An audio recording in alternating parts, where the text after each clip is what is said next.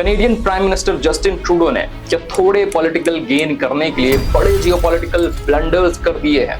ऐसा इसलिए कहा जा रहा है क्योंकि हाल ही में कनाडा की सरकार ने इंडियन डिप्लोमेट्स पर बड़े इल्जाम लगाए। ये वो इंडियन डिप्लोमेट्स थे जो कनाडा में बेस्ड थे इंडियन हाई कमीशन में, और वहां पर इनके ऊपर इल्जाम लगा कि हरदीप सिंह निज्जर, जो कि जून 2023 में अज्ञात लोगों द्वारा मारा गया था, उसकी मौत के पीछे इंडियन एजेंट्स और इंडियन डिप्लोमेट्स का हाथ हो सकता है।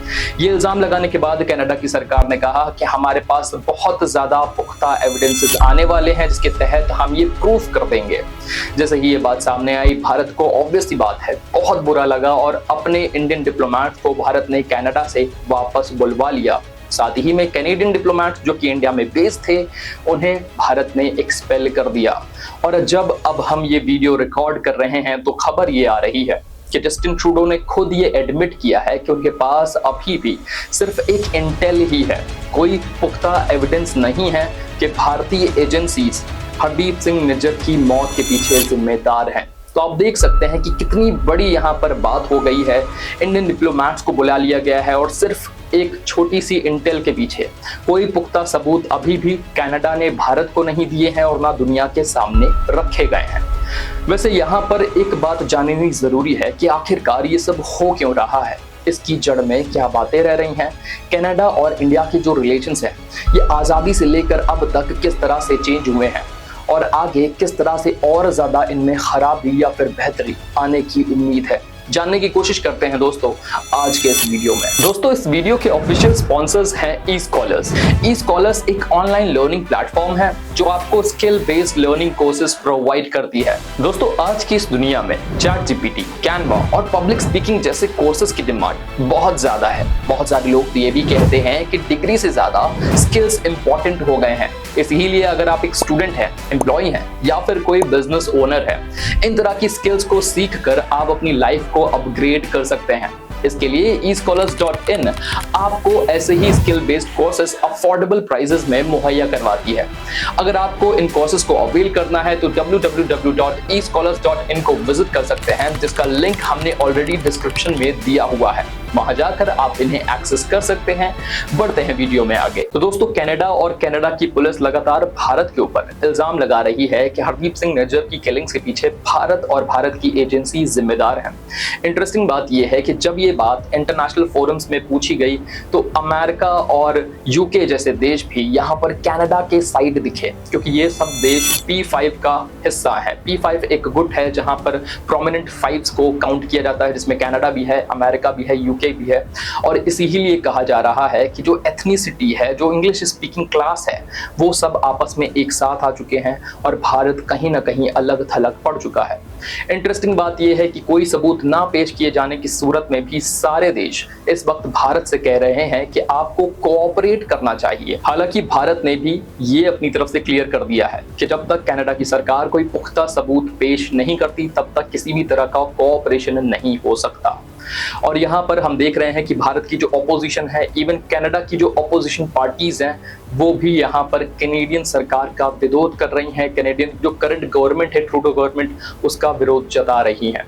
इल्जाम भी बहुत बड़े बड़े लगाए जा रहे हैं, जैसे कि लॉरेंस बिश्नोई, जिसके बारे में आजकल देश में चर्चा आम हो चुका है। ये एक गैंगस्टर है जो कि गुजरात की साबरमती जेल में बंद है। कहा जा रहा है कि लॉरेंस बिश्नोई की गैंग का इस्तेमाल किया जा रहा है, जिसके अब्रॉड में 700 से भी ज्यादा शूटर्स हैं, उन्हें यूज किया जा रहा है भारत की एजेंसीज द्वारा, ताकि वो एक्स्ट्रा जुडिशियल किलिंग कर सके। इसके ऊपर कोई भी सबूत नहीं दिया गया है। इसके बावजूद कनाडा यहाँ पर कोऑपरेशन की मांग करता है। लेकिन दोस्तों, यहाँ पर बड़ी बात यह है कि भारत और कनाडा के जो रिश्ते आज तक हो गए हैं, ये हमेशा से ऐसे नहीं थे।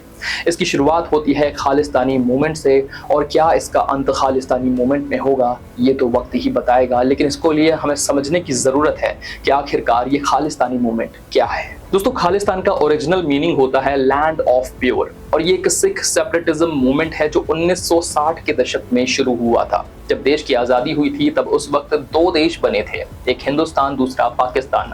इंटरेस्टिंग बात यह है कि रिलीजन के आधार पर देश का बंटवारा हुआ था, लेकिन उस वक्त पंजाब के अंदर मौजूद मेजॉरिटी सिख कौम में बहुत सारे लोगों के अंदर ये डिसेंट था कि एक सूबा पंजाब का भी होना चाहिए, यानी कि पंजाब के लिए भी एक खालिस्तान होना चाहिए जहां पर सिर्फ सिख लोगों के लिए वो जगह मायने रखती हो। और इसी को लेकर धीरे धीरे जो डिसेंट है वो थोड़ा थोड़ा बढ़ता गया। 1970 से लेकर 1980 के दशक में इसमें काफी तेजी आई।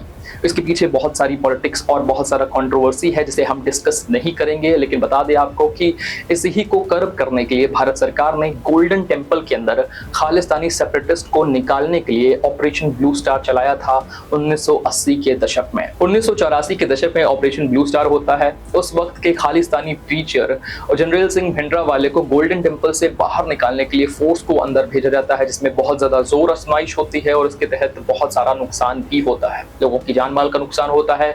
और इससे खासकर सिख कम्युनिटी बहुत ज्यादा नाखुश थी क्योंकि उनके जो पवित्र मंदिर हैं गोल्डन टेम्पल, उसके अंदर फोर्स को भेजा गया था। और यही एक बड़ा रीजन है जिसके चलते बहुत सारे सिख कांग्रेस गवर्नमेंट से उस वक्त सबसे ज्यादा नाराज हो जाते हैं।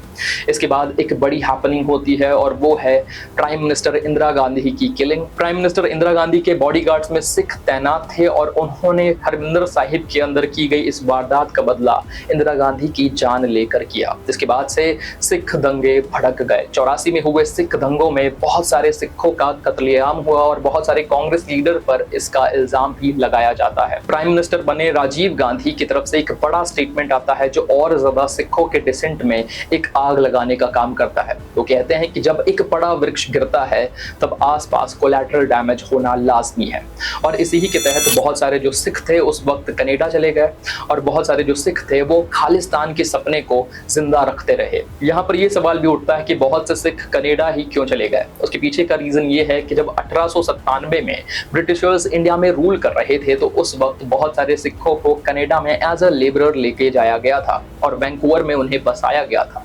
इसके तहत वहां पर उनकी पॉपुलेशन बढ़ती गई और आगे आने वाले वक्त में आज 2% से भी ज्यादा जो कनाडा की पॉपुलेशन है वो सिख डोमिनेटेड है, यानी कि उनकी पॉपुलेशन का 7,71,000 से भी ज्यादा सिखों से पॉपुलेटेड है। हालांकि ये बात भी इंटरेस्टिंग है कि भारत के अंदर 2 करोड़ से भी ज्यादा सिख पॉपुलेशन रेजाइड करती है। और दोस्तों इस पॉपुलेशन डेमोग्राफी से आप ये अंदाजा लगा सकते हैं कि अगर ज्यादातर कनेडियन सिख खालिस्तान की डिमांड करते हैं तो ये बिल्कुल भी जायज नहीं है, क्योंकि मेजॉरिटी सिखों की पॉपुलेशन हिंदुस्तान में ही है। और इस पॉपुलेशन में बहुत सारे लोग ऐसे हैं जो बिल्कुल भी खालिस्तान की डिमांड नहीं करते, वो यहाँ पर हार्मनी से रहते हैं, उनके पास पॉलिटिकल और सोशल रिप्रेजेंटेशन भी है। लेकिन दोस्तों 1984 में भड़के सिख दंगों के बाद से सिख कम्युनिटी पर एक बड़ा स्कार लग गया था, जिसके चलते खालिस्तानी समर्थक इसका बदला लेना चाहते थे। और इसी ही लिए 1985 में एक एयरलाइन ब्लास्ट होता है और ये ब्लास्ट होता है एयर इंडिया के 182 एयरक्राफ्ट में। ये एयरक्राफ्ट कनाडा से इंडिया की तरफ रवाना हो रहा था और इसमें 329 से भी ज्यादा यात्री सवार थे और इसमें एक सडन बॉम्ब ब्लास्ट होता है, जिसके चलते जब इन्वेस्टिगेशन होती है तो पता चलता है कि ज्यादातर लोग जो यहाँ संलिप्त थे वो सब खालिस्तानी सेपरेटिस्ट ही थे जिनको आतंकवादी डेजिग्नेट किया गया था। और इस पूरे मैटर की जब इन्वेस्टिगेशन होती है तो तलविंदर सिंह परमार नाम के एक शख्स का नाम सामने आता है जो कि खालिस्तानी समर्थक था। यहाँ पर जब भारत की सरकार उसे एक्स्ट्राडाइट करने की बात करती है तो उस वक्त की जो कनेडियन सरकार है, जो कि संयोग से current prime minister Justin Trudeau के पिता पायर ट्रूडो ही थे, उन्होंने नजरअंदाज कर दिया इस मांग को। उन्होंने कहा कि इस वक्त हम ऐसा नहीं कर सकते क्योंकि कुछ ऐसे नियम हैं जो हमारे रास्ते में आते हैं। इसी के साथ उन्होंने ये बात भी कही कि आप क्वीन एलिजाबेथ को अपना हेड ऑफ स्टेट नहीं मानते हो, जबकि आप कॉमनवेल्थ का भी पार्ट हो, इसलिए भी हम यहाँ पर एक्स्ट्राडाइट नहीं कर सकते हैं। तो ये कुछ ऊल जुलूल से उन्होंने तर्क दिए, जिसके चलते तलविंदर सिंह परमार को भारत को नहीं सौंपा गया। और ये भी कहा जा रहा है कि कैनेडियन इंटेलिजेंस एजेंसी को उस बॉम्ब ब्लास्ट के होने की पहले से ही आशंका थी, इसके बावजूद भी उन्होंने कोई बड़ा एक्शन नहीं लिया। और इसीलिए कैनेडियन सरकार और कनाडा की इंटेल भी एक तरीके से शक के घेरे में आती है कि किस तरह से ये लगातार खालिस्तानी सेपरेटिस्ट को समर्थन करते हैं। और यही रिजल्ट है कि आज कनाडा के अंदर खालिस्तानी समर्थक एक्टिवली पार्टिसिपेट करते हैं, वो हिंदू कम्युनिटी को डेरिगेट करते हैं। जब भी 15 अगस्त या 26 जनवरी होता है वो तिरंगे झंडे को जलाने का और उसे डेटोरेट करने का काम करते हैं। इसीलिए भारत सरकार को भी लगता था कि अगर हमारे डिप्लोमेट्स कनाडा में रहते हैं तो उनकी जान को भी खतरा हो सकता है। लेकिन दोस्तों खास बात ये है कि इस वक्त ऑपोजिशन जो कनाडा में है उसकी समर्थन में लोग ज्यादा हैं और जस्टिन ट्रूडो जो कि करंट प्राइम मिनिस्टर हैं उनकी पॉपुलैरिटी भी कम होती जा रही है। पॉपुलैरिटी के मामले में उन्हें 30 का स्कोर मिलता है और उनके ऑपोजिशन लीडर को 40 का स्कोर मिलता है।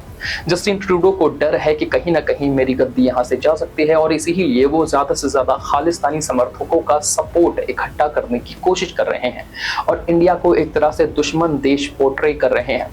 हालांकि जस्टिन ट्रूडो अपने कई इंटरव्यूज में बार बार ये कह चुके हैं कि हम इंडिया की एकता और अखंडता का समर्थन करते हैं, लेकिन इसके बावजूद उन्होंने एक एंगल पकड़ लिया है जो कि खालिस्तानी समर्थक हरदीप सिंह निज्जर की मौत से जुड़ा है और उसके लिए वो लगातार इंडिया पर आरोप लगाते रहते हैं। यहाँ पर मैं आपको ये भी बता दूं कि बहुत सारे हिंदूज भी कनाडा के अंदर रहते हैं। इस वक्त बहुत सारे जो खालिस्तानी लीडर्स कनाडा में ऑपरेट कर रहे हैं वो हिंदू कम्युनिटी को भी थ्रेट करते हैं। यहाँ तक कि वो कनाडा की सरकार से ये भी कहते हैं कि आपको आरएसएस जो कि एक इंडियन राइट विंग ऑर्गेनाइजेशन है, बीजेपी की पेरेंट ऑर्गेनाइजेशन मानी जाती है, उसे कनाडा में बैन कर देना चाहिए।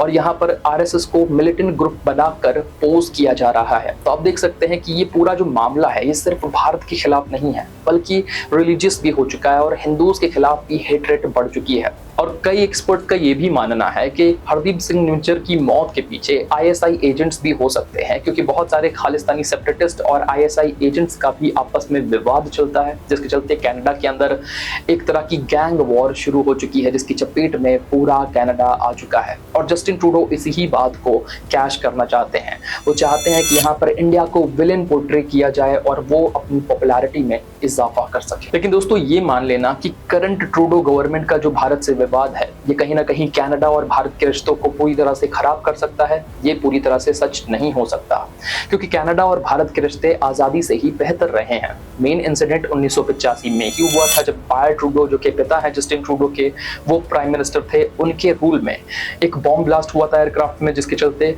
इन्वेस्टिगेशन में जो लोग सामने आए थे उनको एक्स्ट्राडाइट करने से कनाडा की सरकार ने मना कर दिया था। हालांकि जब इंडिया के अंदर लिबरलाइजेशन होता है तो ट्रेड और इकोनॉमी में भी कनाडा और भारत आपस में एक दूसरे को काफी समर्थन देते हैं। इसके बाद न्यूक्लियर प्रोग्राम में भी दोनों देशों का अच्छा खासा कोऑपरेशन भी है। इसी के अलावा दोनों देशों के ट्रेड और इन्वेस्टमेंट रिलेशंस भी काफी अच्छे रहे हैं। $8 बिलियन से भी ज्यादा का ट्रेड होता है। 18वां सबसे बड़ा ट्रेडिंग पार्टनर है कनाडा इंडिया का। इस लिहाज से देखिए तो अगर कनाडा कोई सैंक्शन लगाता है इंडिया पे तो इसका कोई बड़ा इम्पैक्ट शायद ना पड़े। $4 बिलियन के करीब के हम इंपोर्ट करते हैं और $4 बिलियन के करीब के ही एक्सपोर्ट करते हैं। इंडियन स्टूडेंट्स के लहजे से देखें तो कनाडा एक बहुत ही इंपॉर्टेंट देश हो जाता है, क्योंकि ज्यादातर स्टूडेंट्स को अमेरिका और कनाडा के यूनिवर्सिटीज में पढ़ाई करने का सपना होता है। 3 लाख से भी ज्यादा इंडियन स्टूडेंट्स कनाडा की यूनिवर्सिटीज में पढ़ाई कर रहे हैं और इससे कनाडा को भी अच्छा खासा रेवेन्यू जनरेट होता है। हालांकि कोविड-19 पैंडेमिक के दौर में भी दोनों देशों की सरकार ने आपस में बेहतरीन कोऑपरेशंस किए हैं वैक्सीन को लेकर। लेकिन जून 2023 के बाद से, जब से हरदीप सिंह निज्जर जो कि एक खालिस्तानी समर्थक था उसकी मौत हुई, तब से लेकर कंट्रोवर्सीज शांत होने का नाम नहीं ले रही। इंडिया ने भी बहुत सारे कनेडियंस के जो वीजाज हैं इन्हें अप्रूवल देना कम कर दिया। इसके साथ डिप्लोमेटिक टाइज भी अब तक के लोवेस्ट पर आ चुके हैं। माना यह जा रहा है कि 2025 में कनाडा के अंदर चुनाव होने वाले हैं और चांसेस है कि ऑपोजिशन पार्टी जो इस वक्त न्यूट्रल है इंडिया को लेकर वो जीत भी सकती है चुनाव। लेकिन यहाँ पर जस्टिन ट्रूडो हर एक हथकंडा अपना रहे हैं ताकि वो अपने देश के अंदर अपनी पॉपुलैरिटी को बढ़ा सके। क्या लगता है आपको आगे आने वाले वक्त में चुनाव में कौन आगे निकल सकता है? भारत के कनाडा के साथ किस तरह से रिलेशंस बदल सकते हैं? अपनी राय कमेंट में जरूर बताएं। मिलेंगे अगली वीडियो में, तब तक के लिए शुक्रिया और टाटा, जय श्री श्याम।